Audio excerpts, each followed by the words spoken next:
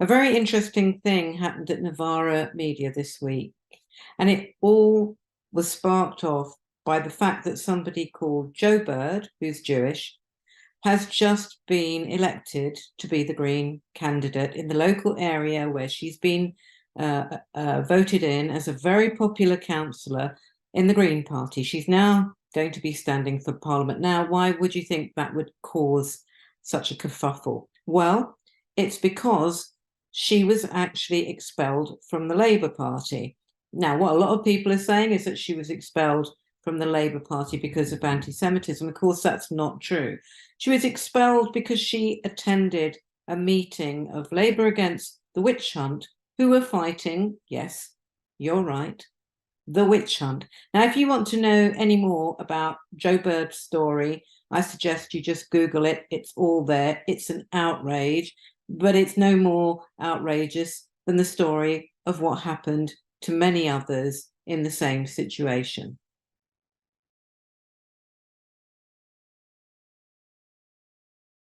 The war on Labour's left-wing Jews continues, even when they're no longer in the party. This weekend, the Greens announced that Joe Bird would be their parliamentary candidate for Birkenhead. The move caused Labour right-wingers to lose their shit. Why?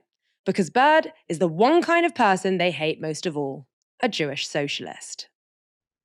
No, I just love the way that Rivkah is now, so passionate about saying how dare these so-called Jewish community groups claim to represent the diverse opinion of Jews in this country. Many Jews in this country, left-wing Jews, wouldn't touch the Board of Deputies, who are a right-wing group, and they wouldn't touch them with a barge pole. Neither would they touch the Jewish Labour movement, and for very similar reasons, because both of those groups essentially are not just, to the right of Labour, and in terms of the Board of Deputies, very much to the right. They're also staunch Zionists and supporters of Israel. We have a major problem in the UK. A problem where a tiny group of self-appointed leaders working in undemocratic and opaque organisations like JLM and the Jewish Chronicle and the Board of Deputies claim to represent the hundreds of thousands of Jewish people in this country.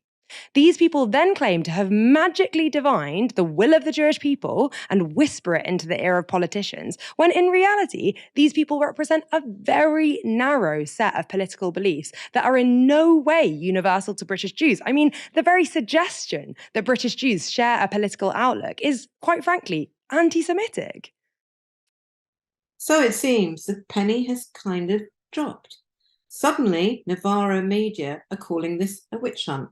Now, when some of us called it a witch hunt, when it was at its height, when it actually really mattered that we were defending this project for socialism, we were called cranks, and we were called cranks by some people who are now in Novara Media, of course. Ash, if racism remains as rife in Labour as Martin Ford says, why are its activists busy attacking former members?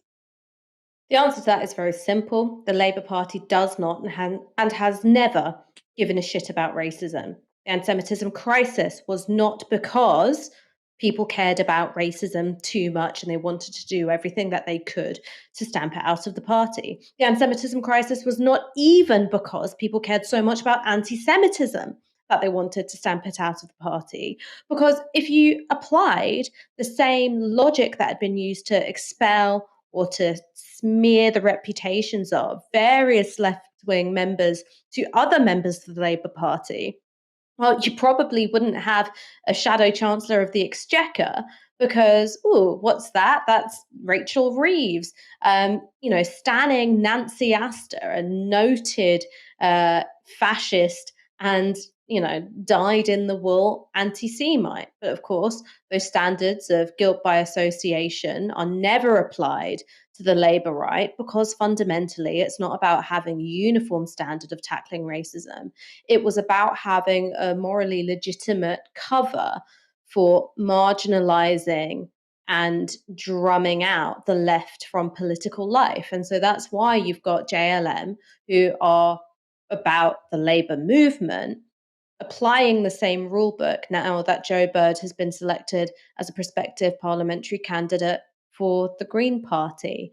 And I think that one of the things that is really important to say is that it was a really powerful thing. I think the intensity of the moral panic, and a lot of it was a moral panic, and the fact that it was whipped up leveraging racism, it really made me feel on a very personal level very guilty. It made me feel like, oh my God, what have I been a part of? What should we do about it? Because that's a human response.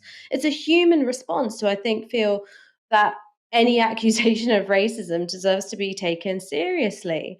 But there were people who were being accused of being racist who did nothing wrong. Because the way this moral panic worked is that it was, you are what we say you are. So if the entirety of the mainstream media is united in saying, you guys are anti-Semites, that's what you are. You can't possibly defend yourself because that's anti-Semitic. You can't possibly say, well, hang on, these are some cases of anti-Semitism, but that's not representative of the membership as a whole.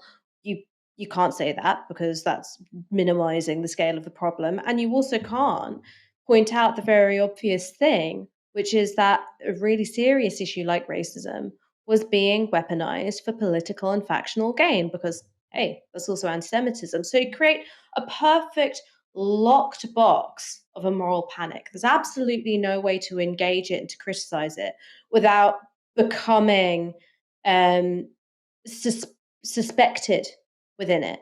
And it's really sad to see that it's happening again. It's really awful to see that there are people who are being hounded for the rest of their political lives, it seems, because this was a strategy which worked very well the first time around. And I think that, yeah, one of the things that I personally regret is that I'm able to say this stuff now. I'm able to like shape it into thoughts and articulate it. But at the moment when everything was really intense, I felt very paralyzed. That's something which I regret personally.